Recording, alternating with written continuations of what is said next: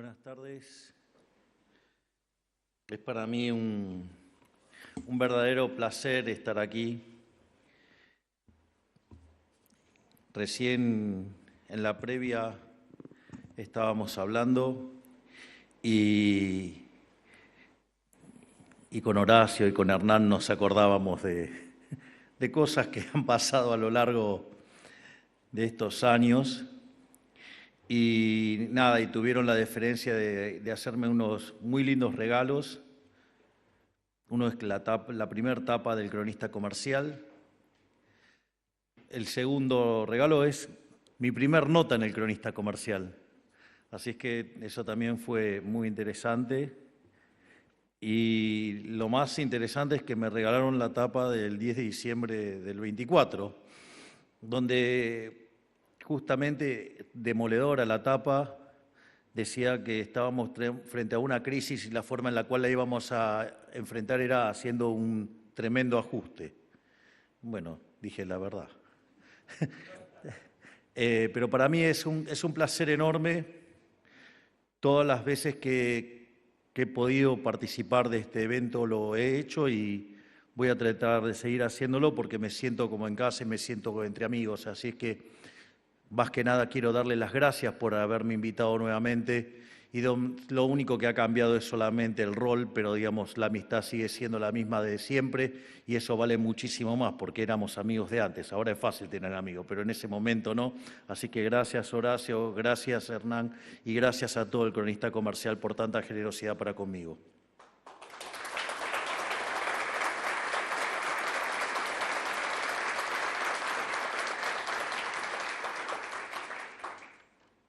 Hoy quiero hablar sobre lo que entiendo yo por liderazgo, cualidad de la que me tocó aprender bastante muy rápido y tarde en mi vida. Un curso acelerado, podríamos decir, porque cuando emprendí esta cruzada por las ideas de la libertad, no imaginaba ni mucho menos buscaba la presidencia de la Nación como un posible desenlace. Esto lo he contado algunas veces. Estábamos a fines del año 2018 en New York City festejando que se lanzaba a la política mi querido amigo el profe Espert. Y entonces en un momento viene el profesor Alberto Venegas Linchijo, nuestro máximo prócer de las ideas de la libertad, me lleva a un costado y me dice, pero usted no se va a meter en esto, mire que lo necesitamos en la batalla cultural. Y yo le dije, no, profe, ni en pedo. Por lo tanto, le pido que tampoco me pregunten qué va a hacer mi hermana, porque si no supe conmigo, imagínense con mi hermana. Con Adorni tampoco, porque tampoco lo sé, depende de Adorni. Entonces, pero básicamente fue la gente quien eligió que hoy esté donde estoy, y a ellos es a quien me debo. Digamos, fue una decisión de la gente, las circunstancias me llevaron. No son tan románticas como la gente cree, porque básicamente era víctima de una persecución durante el gobierno anterior y eso básicamente estaba limitando mis ingresos y por eso tuve que empezar a buscar otros horizontes y me di cuenta que la única forma de, digamos, enfrentar a los políticos es meterse en la arena de la política. Muchas veces digo que cuando uno va a ver un partido de Argentina es muy lindo, las tribunas son muy lindas, los cánticos son muy lindos, todo es muy lindo. Pero por más fuerte que ustedes griten, la pelota no se mueve. Está la pelota ahí en el medio, no se mueve. La única forma de ir y disputarles a estos sátrapas es calzarse los cortos, los botines, ir y patear. Bueno, nosotros parece que hemos pateado bastante fuerte y le hicimos unos cuantos goles y terminamos en la presidencia. Pero volviendo al eje central, durante muchos años en nuestro país, desde el establishment educativo y cultural, apañado por la casta política, se divulgó una definición fantasiosa y sectaria de lo que representa un líder, reforzando un concepto que para nada se asemeja con la verdad. Para ellos, los líderes son aquellos que dan discursos grandilocuentes ante las masas y cuales héroes mitológicos bajan cada tanto del Olimpo para entregarle una bicicleta a un chico en una villa. donde ni siquiera tienen asfalto para poder disfrutarla. Yo propongo que adoptemos otra definición. El buen líder no es aquel que hace grandes obras por otros, sino que es aquel que inspira a los demás a valerse por sí mismo. Es una definición totalmente opuesta, lo cual tiene bastante sentido. Venimos hundidos y contaminados de más de 100 años de socialismo en distintas variantes y distintos pelajes, pero que todo conduce siempre ahí, y por lo tanto, digamos, esta es una definición más acorde a nuestro credo liberal. En este contexto, el líder aparece ante la adversidad para guiar al resto y demostrarle de lo que son capaces, y esto no aplica solo a presidentes y a los dirigentes de las fuerzas políticas. También se pueden encontrar en las empresas tratando de que un proyecto sea exitoso, en los equipos de fútbol que buscan ascender o en los hospitales durante una cirugía de urgencia. Pongo el caso del ascenso porque con mi amigo Horacio Rigui es de Chacarita, entonces era para motivarlo un poco y para que no se deprima. Pero bueno, lo que sí es claro que digo que no le voy a estar hablando de todos estos ejemplos, digo, ustedes tienen cientos de ejemplos muchísimos mejores que los que puedo dar yo. Pero sí hay algo que sí dejó claro la política, es que las formas de liderar ya no son las mismas que hace 20, 40 o 100 años. Quedó comprobado en la última elección, donde un candidato sin aparato ni partido propio logró imponerse ante los obstáculos de un sistema excluyente diseñado para autopreservarse, donde además dejó en evidencia a los profesionales de la política y el liderazgo, lo que hacían las cosas como supuestamente debían hacerse, todos ellos fracasaron. Es más, tenían algunos candidatos que eran el candidato perfecto de lo que decía el manual que había que decir. Los dos terminaron muy mal. No voy a explayarme más porque si no empieza la parte oscura del discurso. Lo voy a tratar de evitar. Voy a tratar de ser más colorido hoy. No solo ocurrió durante la elección. Hoy mismo estamos reescribiendo la forma en la que se gobierna. Inclusive estamos implementando una política económica inédita. De hecho, si consideramos que Argentina tuvo déficit fiscal, digamos, de 113 de los últimos 123 años. Es más, no solo eso, los 10 años que no tuvo déficit estábamos en default. Yo recuerdo que cuando nosotros decíamos que íbamos a ir a déficit cero, decían que, digamos, los que eran más suaves decían que estábamos locos, pero por lo menos decían que era imposible, que no se podía ajustar más que un punto por año. Y la realidad es que después de tanto flagelo y tortura que ha sido la política fiscal en Argentina, después de 123 años va a ser el primer año que tenemos equilibrio fiscal en la línea financiera, es decir, equilibrio fiscal de verdad. Y eso decían que no se podía hacer, y nosotros lo logramos en el primer mes de gestión, habíamos puesto las cuentas en orden, decían que no era sostenible, dijeron un montón de cosas. Sin embargo, aquí estamos, y por eso el riesgo país de 3.000 hoy es 750, y el dólar que estaba en 1.300 cuando asumimos, hoy rompió 1.100 y prácticamente la brecha es casi nula. Así es que, digamos, que vengan y sigan diciendo que hay cosas imposibles, porque lo que nosotros nos dedicamos a hacer es demostrar que eso que dicen que es imposible, nosotros lo podemos hacer.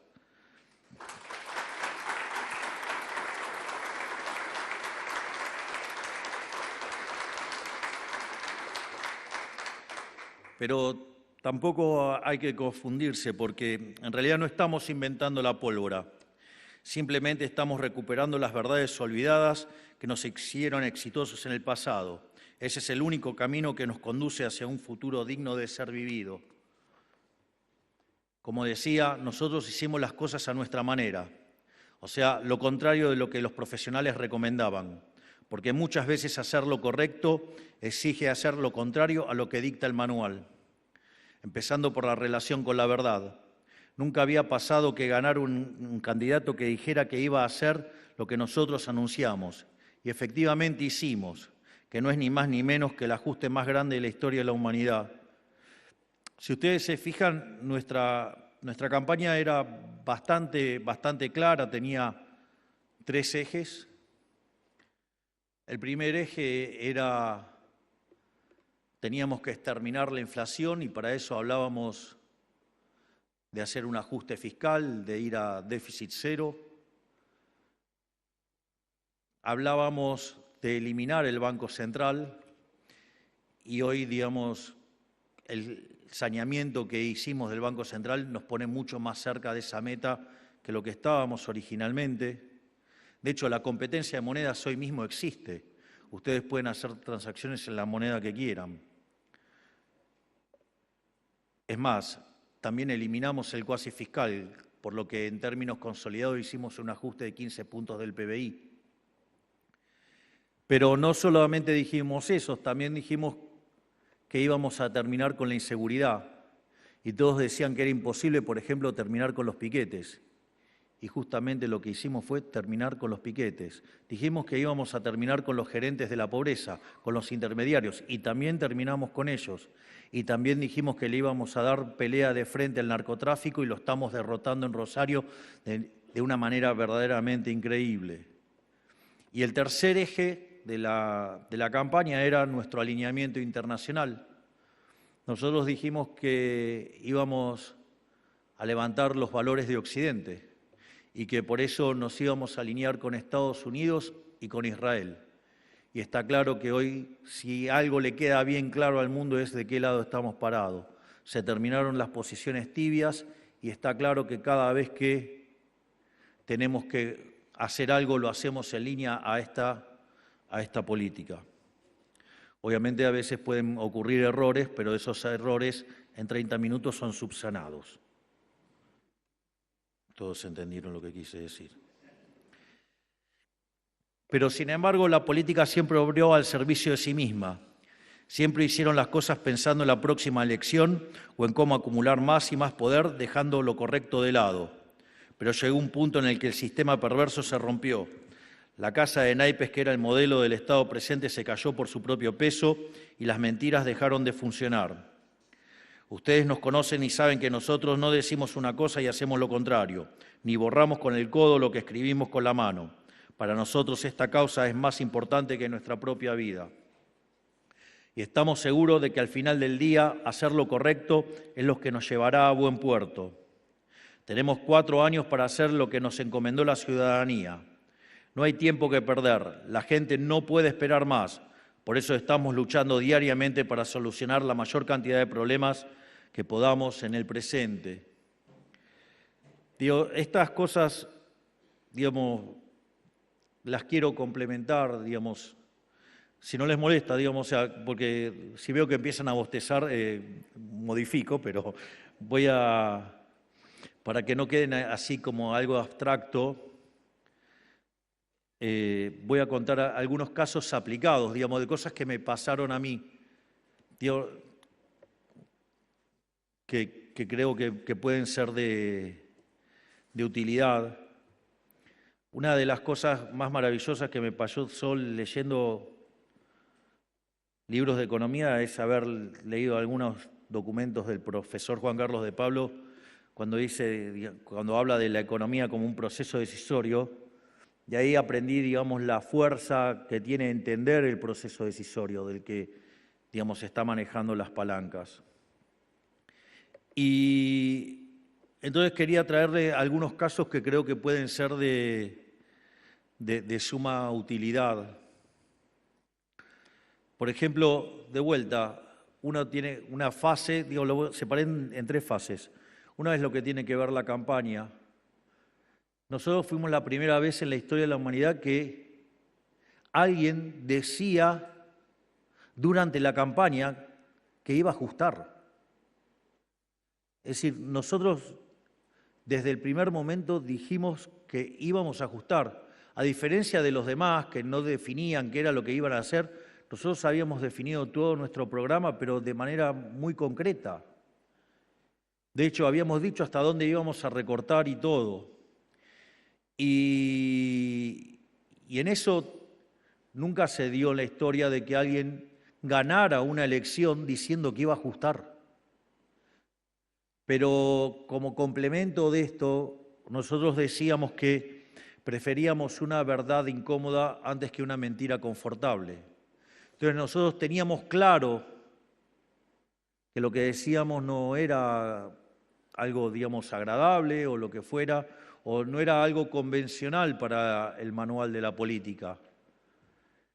Pero nosotros estábamos confiados que si nosotros ganábamos, entonces teníamos mandato. Es decir, nosotros le habíamos dicho la verdad a la gente y por lo tanto eso nos daba una herramienta que no han tenido otros. ¿Por qué? Porque nosotros le dijimos a la gente lo que iban a hacer y si aún así los eligieron, ok. Digamos, nosotros estamos además dispuestos a cumplirlo. Entonces, fue increíble que llegáramos diciendo este tipo de cosas, pero al mismo tiempo, cuando fue el 10 de diciembre y tuvimos que hacer el discurso, también le dijimos la verdad a la gente, le dijimos lo mismo que veníamos diciendo en la campaña y les contamos el problema que enfrentábamos y cómo creíamos que había que solucionarlo. Y eso creo que es lo que nos dio crédito para llevar adelante la tarea que pusimos en marcha durante todo este año. Y que además los resultados se están viendo con claridad porque cuando nosotros asumimos en diciembre la inflación mayorista era del 54% mensual y con un montón de bombas que no me voy a poner a describirlas ahora. Y el último dato de inflación mayorista fue del 1,2%, es decir, que pasamos de una tasa que anualizada corría al 17.000 a una que corre al 14.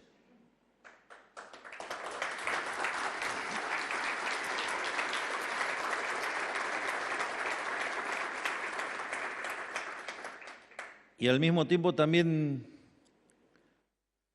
nosotros sabíamos que iba a ser duro, que iba a ser complicado, porque iba a ser difícil ganar credibilidad muy rápidamente y por lo tanto de corto plazo el ajuste iba a tener un impacto en actividad, pero ese piso en actividad se tocó en el mes de abril y hoy cuando toman los números desde abril hasta hoy, la economía viene creciendo a un ritmo de más o menos del 10%. Yo no sé, digamos, porque a eso lo llaman pipita de Nike. Para mí es un tilde, pero es un problema de apreciación personal. Salvo que Nike esté cambiando el logo. Y no sabíamos, no nos enteramos. Pero al mismo tiempo, si ustedes toman el último dato anualizado, eso muestra una economía moviéndose a un ritmo del 14%. Y si ustedes toman el EVAE desestacionalizado, las últimas observaciones ya están por encima de la de diciembre. Esto quiere decir que cuando el año termine, no habremos perdido nada en materia de actividad y logramos derrumbar la inflación. Digo, debe ser por eso, digamos, que el día 10 de diciembre me voy a juntar con Thomas Sargent, porque hemos evitado una hiperinflación y no ha tenido costos prácticamente en términos de actividad económica ni en empleo. Y los salarios pasaron de $300 a $1.100 y la pobreza, que llegó a tocar en un pico en el mes de enero del 57%, hoy está en el orden del 46%. Por ende, digamos, además lo hicimos bajando la pobreza, ¿sí?, y sacando muchas indigentes de tal situación. O sea, con lo cual, hacer las cosas bien verdaderamente paga. Lo que no paga es hacer la cosa que hacen los delincuentes de la política tradicional. Por otra parte, hay algo que también les quiero contar, que me parece que son dos cosas muy interesantes. Una fue el primer día donde me reúno con todo mi equipo y la verdad que fueron días bastante complicados porque durante unas cuantas semanas íbamos todos los días y todos los días teníamos reuniones y fueron días bastante complicados. Pero el primer día, una de las cosas que hago es, digo lo que quería hacer. Y entonces había un conjunto de profesionales, digamos que no eran directamente los ministros, pero estaban participando de la reunión. Dicen, no, bueno, pero eso no se puede. Entonces, frente a eso, que me dijeron que eso no se puede, lo que les dije es que si yo salía, hacía como 40 grados, y le preguntaba al heladero por lo que yo quería hacer, también me iba a decir que no se puede. Por lo tanto, no me interesaba escuchar no se puede. Yo quería que hicieran lo que yo quería hacer. Y el que no estaba dispuesto o creía que no se puede, que se fuera. Por eso, a partir de ese momento, solamente me quedé con mis ministros en las reuniones. Y cada vez que pido algo, le buscan la forma de hacer lo que quiero hacer. No es no se puede. Es decir, nosotros vinimos a hacer lo que nadie podía hacer. Y por eso estamos sacando el país adelante. Otra cosa que también es muy importante, y yo jamás me imaginé que era tan importante, a diferencia del resto de los políticos y del resto de los presidentes, yo tomo decisiones delante de mis ministros. Ni consulto un focus group, nada. O sea, yo tomo las decisiones delante de mis ministros. Y les abro y les planteo mi proceso decisorio abiertamente, para que sepan por qué hago lo que hago, o por qué decido lo que decido. Y una de las cosas que más me marcó es una frase que dice que el que no sabe lo que busca no entiende lo que encuentra. Y nosotros, si hay algo que tenemos claro, es el rumbo, a dónde queremos llevar a la Argentina, a dónde queremos poner a la Argentina. Nosotros queremos hacer grande nuevamente la Argentina, nosotros queremos que Argentina sea nuevamente la primer potencia mundial. Queremos recobrar ese lugar que tenía a fines del siglo XIX y para eso decidimos abrazar las ideas de la libertad y avanzar sin ningún tipo de consideración. Y de hecho, teniendo el 15% de la Cámara de Diputados y el 10% de la Cámara de Senadores, hicimos una reforma que es 8 veces más grande que la que hizo Menem, que fue la reforma estructural más grande de la historia argentina. Pero quiero decirles algo más de cara al futuro. Para nosotros no es suficiente. No es suficiente haber escalado 90 puestos en términos de libertad económica. Nuestro objetivo es hacer 3.200 reformas estructurales más y que cuando termine este mandato ser el país más libre del mundo. Por otra parte, digamos, si aún todavía estas cosas les resultan abstractas, hay 2 casos emblemáticos de cómo nosotros tomamos decisiones y cómo hacemos lo que hacemos. Que dicho sea de paso, si no fuera porque estoy rodeado de gente hipertalentosa, tampoco sería posible, ¿no? Porque, digamos, o sea, yo aprieto los botones, pero si lo del... Es como, digamos, o sea, no sé, poner, no sé, a Bilardo, a Capello o a, no sé, al que quieran, piensen que soy un señor grande, a elegir, no sé, al equipo de Horacio. Es un chiste, yo lo hago porque le tengo cariño. Y ahí yo creo que hay dos momentos muy claves. Después de que salió la ley bases, el riesgo país empezó a bajar muy fuertemente y estaba en 1100. Por lo tanto, con ese nivel de recuperación que implicaba la caída de la tasa de interés, y evidentemente iba a significar que íbamos a entrar en un sendero muy virtuoso y que obviamente eso tiene consecuencias políticas.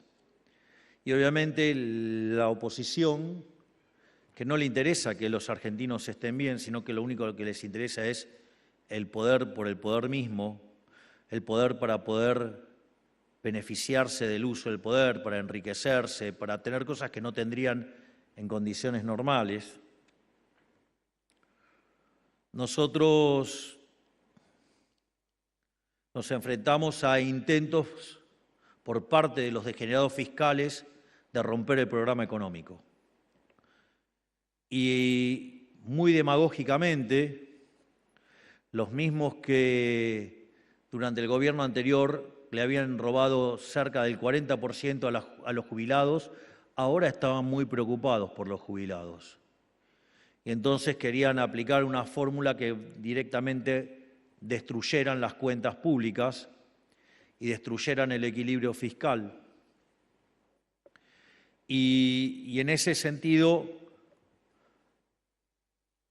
lo que ocurrió es que los mercados sintieron el impacto y de 1.100 que estaba el riesgo país, los degenerados fiscales los llevaron a 1.700. Y ahí yo recuerdo que en una conferencia que estaba dando dije que si votaban algo de esas características, por más que eso iba a tener un costo en materia de popularidad, yo lo iba a vetar. Y efectivamente los degenerados fiscales avanzaron y cuando avanzaron con eso yo veté ese proyecto y hubo después que defender ese veto en el Congreso, que además también agradecí públicamente a muchos diputados que aún no siendo de nuestro signo político nos acompañaron y nos permitieron defender ese veto, y eso implicó que el riesgo país empezara a bajar de nuevo, y cuando el riesgo país estaba bajando de nuevo, los degenerados fiscales, con otra propuesta populista, fueron y plantearon el aumento a las universidades, que en realidad, y plantearon una discusión falsa, porque la realidad es que cuando ustedes toman el impacto que eso causaba en el riesgo país y en el PBI, los recursos que iba a tener las universidades eran exactamente lo mismo. En dólares eran exactamente lo mismo, pero iba a ser con un PBI mucho más chico, con más pobres, con más indigentes, porque además, haciendo saltar el tipo de cambio real, justamente lo que hacía era amplificar la pobreza. Por lo tanto, era la ganancia para un grupo de delincuentes en contra de toda la sociedad. Y por eso lo que nosotros decíamos que no era que ni queríamos arancelar las universidades, ni privatizarlas, ni ningún tipo de esas cosas que decían, sino que lo único que queríamos era auditarlas. Y es interesante porque cuando el debate arrancó nosotros estábamos 90-10 abajo. Hoy si ustedes lo toman el debate está 50 y 50, si lo ponen mezclado con las auditorías es 60-40 a nuestro favor, y si vamos por lo que nosotros verdaderamente propusimos, que era auditarlas para que esos recursos lleguen a quienes quieren estudiar y que no se filtren hacia delincuentes de la política, hoy el consenso está 90-10 en favor de nosotros, pero había que tener el coraje para hacerlo en ese momento y nosotros lo hicimos porque básicamente nosotros, y el compromiso que yo tengo con mis ministros es, nosotros nos metimos acá para hacer el mejor gobierno de la historia. Y nosotros vamos a tomar las decisiones que hay que tomar. Y acá no nos importa qué va a pasar con la imagen y todas esas cosas. Miren, yo lo hablaba, no recuerdo con qué periodista, no recuerdo bien si fue con Antonio Laje o con Gabriel Anelo, que me dice, pero al final si todos los políticos terminan con mala imagen. Y ahí es, digamos, donde a mí me cayó la ficha. Dije, mirá, la verdad que si todos vamos a terminar con mala imagen, bueno, si vamos a terminar con mala imagen, terminemos con mala imagen por hacer lo que hay que hacer. Entonces, por hacer lo correcto. Y lo más increíble es que después de eso, el riesgo país siguió bajando, se fue a niveles de 750. Y lo más increíble es con todo esto que hoy nuestra imagen, tanto para lo que es mi imagen como en lo que es la imagen de la gestión, hoy está en el máximo nivel, aún mejor que lo que teníamos cuando asumimos. Hoy el saldo de respuesta es mucho más grande. Pero además, cuando ustedes le preguntan a la gente cómo está la situación de hoy, cuando nosotros arrancamos, el 85% decía que estábamos mal. Hoy ese número es 55%. Y cuando arrancamos, solamente el 10% de la gente creía que íbamos a estar mejor al año siguiente, y hoy ese número ya está cercano al 60%. Es decir, haciendo lo que había que hacer, diciéndole la verdad a la gente, algo que era totalmente opuesto a lo que recomendaba el manual de la política, estamos sacando el país adelante y esperamos tener un 2025 verdaderamente maravilloso. Así es que si hay algo que les puedo transmitir es que no hay nada mejor que decirle la verdad a la gente, por dura que fuera. Y si me permiten algo que es ya muy específico de esta tarea que a mí me toca, porque la otra cosa es ¿por qué haces estas cosas? Si eso rompe con el manual de la política. Y creo que el mejor ejemplo, lo he dado algunas veces, lo hice público, fue cuando fui por primera vez a la Quinta de Olivos, que me encontré con el expresidente Alberto Fernández, y entonces en un momento íbamos caminando por los pasillos de la Quinta, por una de las veredas, de esas calles que hay en la Quinta, y entonces el expresidente me dijo que se sentía como un rematador mostrándole la casa al nuevo dueño. Y le dije, no, pará, no te equivoques. Yo no soy el nuevo dueño, yo soy el nuevo inquilino, por 4 años y con opción a 8, pero soy un inquilino.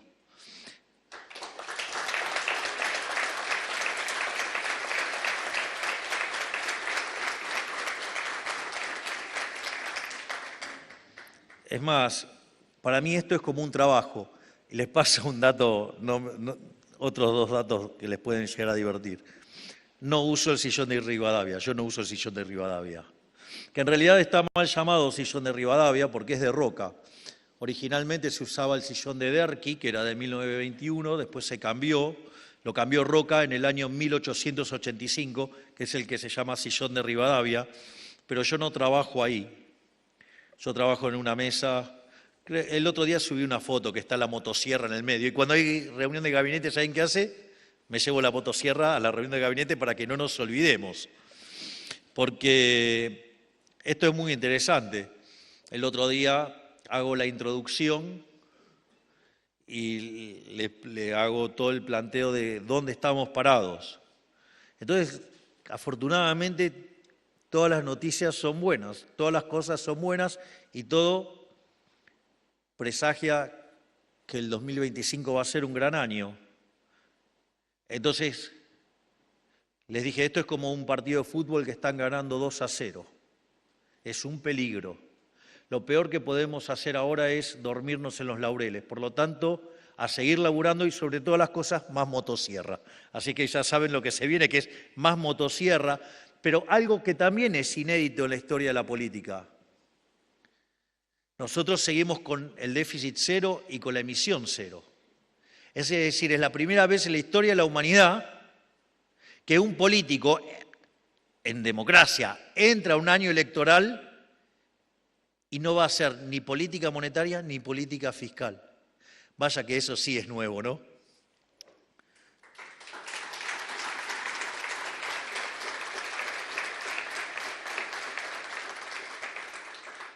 Ya terminó la parte autorreferencial, ahora vuelvo al discurso.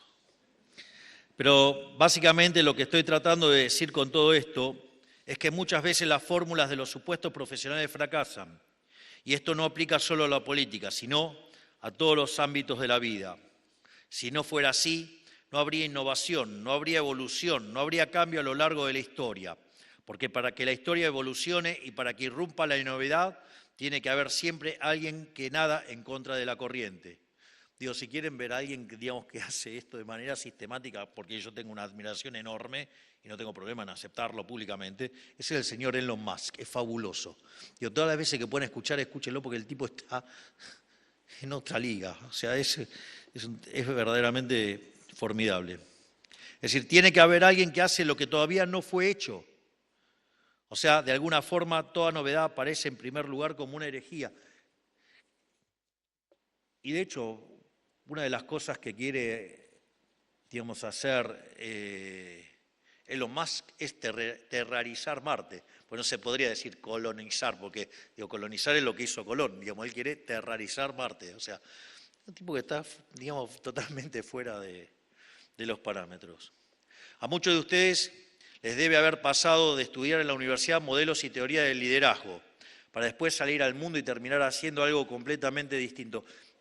Ahora, cuando yo digo esto, no es que estoy haciendo apología de la ignorancia.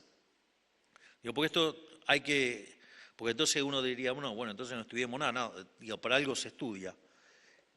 Lo que en realidad, lo que sirve es construir la abstracción, es decir, el ejercicio de pensar el problema.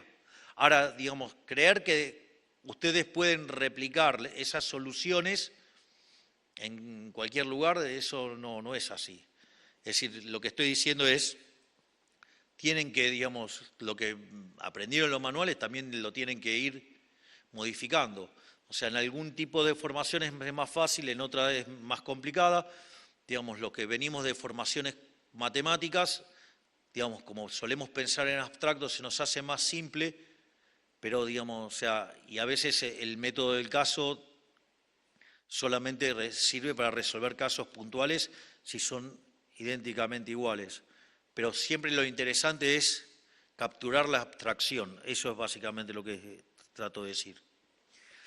En todas las áreas de la vida que llevan adelante la lanza de la historia, quienes dan el paso adelante para que otros después lo sigan, no son los que siguen los manuales de liderazgo, son los que, como decía Polanca, lo hacen a su manera. ¿Sí? Digamos, si no, digamos, quizás no sepan, pero la canción A mi manera es de un señor llamado Polanca, digo que la cantaron un montón de personas. Sin lugar a dudas, quien mejor lo hizo, desde mi punto de vista, fue el señor Elvis Aaron Presley, pero, digamos, básicamente la referencia está por ahí. Es más, cuando en 1997 Steve Jobs regresa a Apple para relanzar su compañía después de más de 10 años de fracaso, junta a 3 agencias de publicidad para que le propongan una campaña publicitaria que reflejara la verdadera identidad de la compañía. Esa campaña se llamó Think Different, o sea, pensar distinto, pensar diferente. Fue una de las campañas más exitosas de la historia de la publicidad y volvió a poner a Apple en la senda del crecimiento. Jobs decía que justamente la innovación lo que distinguen a los verdaderos líderes.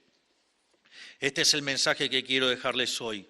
Nunca dejen de innovar, a liderar nuevos proyectos, andando en la dirección contraria. No importa, digamos, que se los hago con un caso concreto. ¿Ustedes se imaginan la cantidad de cosas que le dijeron a San Martín cuando dijo que iba a cruzar los Andes? Es decir, si San Martín le hubiera hecho caso a los manuales, o sea, se pegaba media vuelta y se iba. Entonces, no hay que tener miedo a desafiar los límites.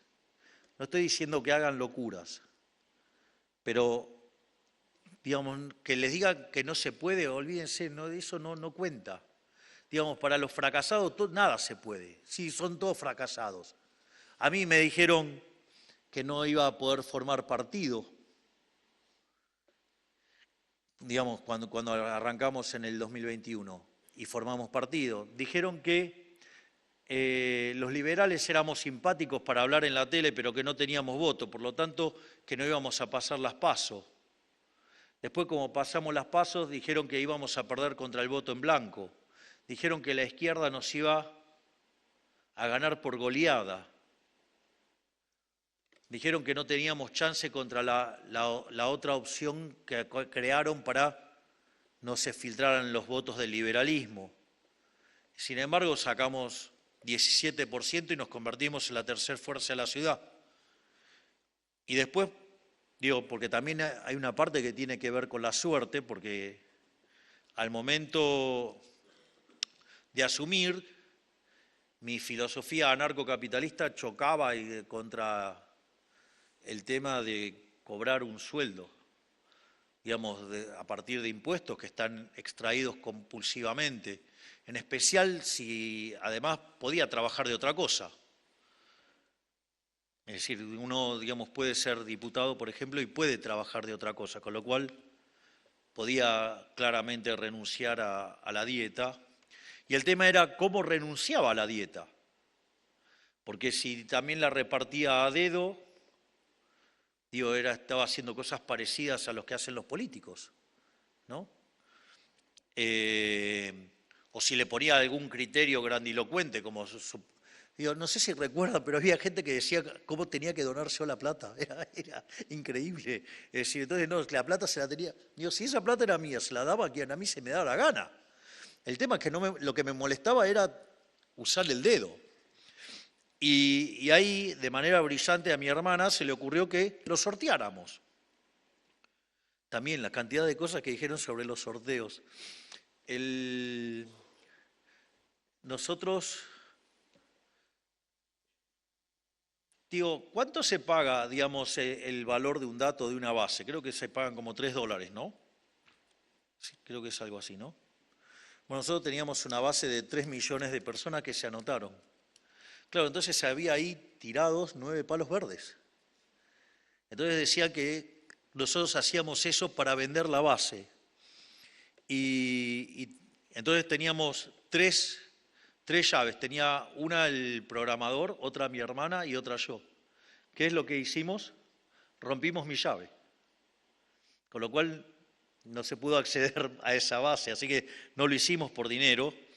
Y lo más gratificante de todo es que cuando fuimos a hacer el primer sorteo en Mar del Plata, de repente lo hicimos en una escalinata, que atrás hay un hotel muy conocido, y se juntaron 10.000 personas. Y entonces mi hermana dijo, vas a ser presidente. Ok. Acertó. Entonces lo que quiero decir es que, digamos, tampoco se dejen intimidar por los que dicen que no se puede hacer, digamos, hay que ir adelante, avancen. Es decir, miren, lo peor que les puede pasar en la vida, y esta sí es una reflexión personal y ya no los molesto más, mire, ustedes, es mejor lamentarse de haber intentado y errar que tener que lamentarse por no haberlo intentado. Digo, es un calvario, es un infierno vivir con eso de vivir arrepintiéndose porque no lo intentaron. Es como decía Borges, he cometido el peor de mis pecados, no fui feliz. Entonces es mucho mejor, digamos, después llorar porque, digamos, lo intentaron y salió mal, que el otro caso, porque por lo menos lo intentaron. No tengo más nada que decirle que salvo que muchas gracias, que Dios bendiga a los argentinos, que las fuerzas del cielo nos acompañen y ¡viva la libertad, carajo!